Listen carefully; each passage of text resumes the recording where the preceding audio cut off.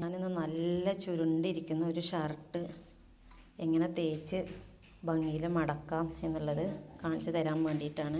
അപ്പോൾ നമ്മൾ shirt iron ചെയ്ത് കൊടുക്കുമ്പോൾ മടക്ക് നല്ല തേച്ച മടക്ക് അടയാളങ്ങൾ വരുമല്ലോ.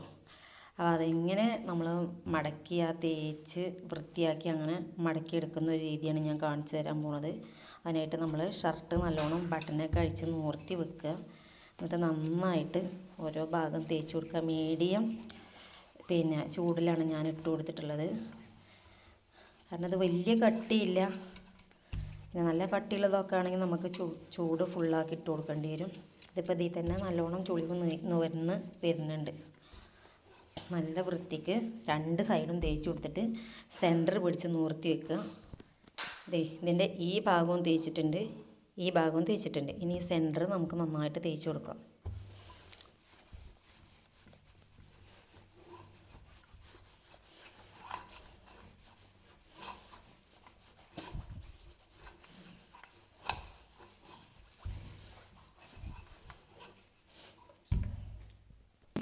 ഇനി അതിന് ശേഷം ഈ ഭാഗം ഇങ്ങനെ മടക്കി വെച്ചിട്ട് ഇങ്ങനെ ഈ കോളറിൻ്റെ അവിടെ ഉള്ള ഈ സൈഡ് ഉണ്ടല്ലോ, ഷോൾഡറിൻ്റെയൊക്കെ പുറം ഭാഗം, ആ ഭാഗമാണ് നമ്മൾ നല്ലോണം തേച്ച് കൊടുക്കേണ്ടത്. ഈ കട്ടിങ് ഉണ്ടല്ലോ, ഈ കട്ടിങ്ങിൻ്റെ ഇവിടെ ഇങ്ങനെ നല്ലോണം ലെവലാക്കി കൊടുത്ത് ഈ ഭാഗം നന്നായിട്ട് തേച്ച് ഇച്ചിരി കട്ടിയുണ്ട് കേട്ടോ. തുണി ഡബിളാക്കി വെച്ച് ഇച്ചിരി ഷോൾഡറിൻ്റെ ഭാഗം ഇച്ചിരി കട്ടി കൂടുതലുണ്ട്. നന്നായിട്ട് തേച്ച് കൊടുക്കുക. ആ കോളറും തന്നെ അതിൻ്റെ കൂടെ നന്നായിട്ട് തേച്ച് കൊടുക്കണം. പിന്നെ കോളർ നമ്മൾ പിന്നീട് നല്ലോണം തേക്കും. ഇനി അടുത്തതായിട്ട് ഈ കോളറാണ് തേച്ച് കൊടുക്കുന്നത്. ഇതിൻ്റെ ഉള്ളും നന്നായിട്ട് തേക്കുക. അതുപോലെ തന്നെ പുറം ഭാഗവും തേക്കുക. തേച്ചിട്ട് മടക്കി വെച്ച് തേക്കുക. നമ്മൾ സാധാരണ കോളർ ഇടുന്ന പോലെ മടക്കി വെച്ചിട്ട് നമുക്ക് തേച്ച് കൊടുക്കാം. ഞാൻ ഉള്ളും പുറമൊക്കെ തേച്ച് മടക്കി വെച്ച് നന്നായിട്ട് തേച്ചു. ഇനി നമുക്ക് ബട്ടൺ ഇട്ട് കൊടുക്കാം. ഫുൾ ബട്ടൺ ഇടുന്നവരും ഉണ്ട്, മുകളിലത്തെയും താഴത്തെയും ബട്ടൺ മാത്രം ഇടുന്നവരുണ്ട്. ഞാൻ ഇതിൻ്റെ മുകളും താഴെയും 2 ബട്ടൺ മാത്രമേ ഇടുന്നുള്ളൂ. ഇനി നമുക്കൊന്നും കൂടെ ഒന്ന് ലെവൽ ചെയ്ത് കൊടുക്കാം. ഇതിൻ്റെ ഈ കട്ടിങ്ങൊക്കെ ഉള്ളിടത്ത് കൂടെ ഒന്നും കൂടെ ഒന്ന് മടക്ക് എന്തെങ്കിലും വരാത്തതുണ്ടെങ്കിൽ നിർത്തി കൊടുക്കാം.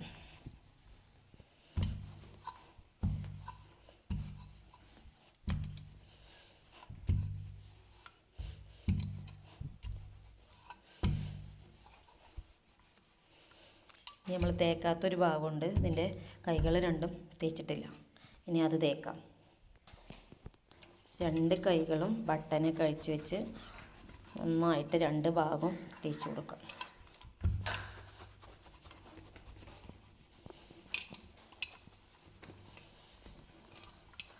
അഞ്ച് മിനിറ്റിനുള്ളിൽ 5 ഷർട്ടൊക്കെ നമുക്ക് തേക്കാൻ കഴിയും.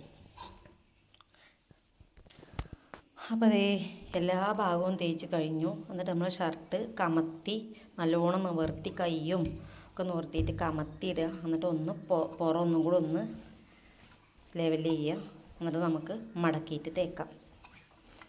ഞാൻ ഈ വീഡിയോയിൽ 5 മിനിറ്റൊക്കെ വീഡിയോ ദൈർഘ്യം വരുന്നുണ്ടെങ്കിൽ അത് നിങ്ങൾക്ക് ശരിക്കും മനസ്സിലാകാൻ വേണ്ടിയിട്ട് ഓരോന്ന് ചെയ്ത് കാണിച്ചു തരുന്നതുകൊണ്ടാട്ടോ. ഞാൻ 5 മിനിറ്റ് കൊണ്ട് 5 ഷർട്ടൊക്കെ അയൺ ചെയ്യാറുണ്ട്. നമ്മൾ ഈ ഷർട്ടിൻ്റെ ഒരു ഭാഗം ഇങ്ങനെ മടക്കി വെക്കുക. എന്നിട്ട് ഈ ഭാഗം നല്ലോണം അയൺ ചെയ്ത് കൊടുക്കുക.